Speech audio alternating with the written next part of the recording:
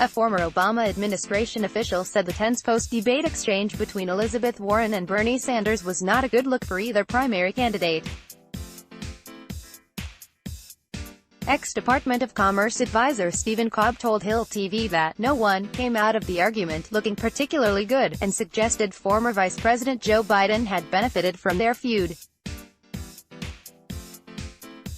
The non-aggression pact between the Warren and Sanders primary campaign seemed to come to an end earlier this week, when the leak of a volunteer script sent to supporters of the Vermont independent senator led to Warren accusing Sanders of sending volunteers out to trash me. Bernie Sanders and Elizabeth Warren embrace after the Democratic presidential debate at the Fox Theater on July 30, 2019 in Detroit, Michigan.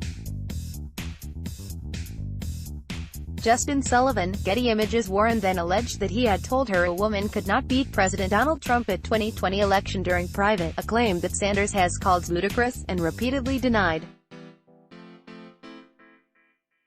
After the Vermont senator again rejected the allegation during the Tuesday debate in Iowa, Warren was filmed refusing to shake his hand while suggesting he called her a liar on national TV. It wasn't a particularly good look for either of them, Cobb told Rising on Hill TV.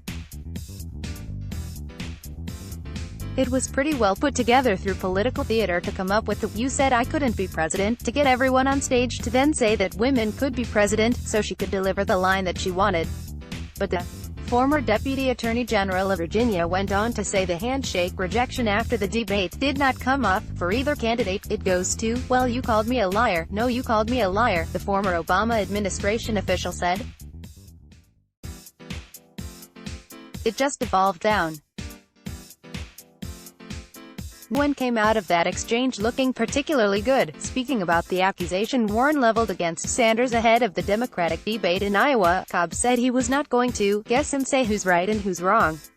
Asked by co-host Sagar Enjeti whether the conflict between the two progressive primary candidates helped the Biden campaign, Cobb said, "If you were arguably the frontrunner, or a frontrunner, and you go into a debate where everyone is taking potshots at each other, and you can kind of rise above the fray, you get to come out the winner." But he added that nobody in the primary race had that mantle going into the Iowa caucus on February 3, saying the nominating contest would be a coin flip, as things stand.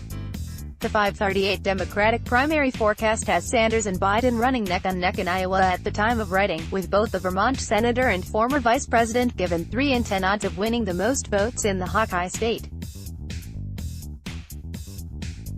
Real Clear Politics average of Iowa polling put a tiny 0.4% margin between Biden and Sanders ahead of the first nominating race, a figure well within a typical margin of error. Let's block ads. Why?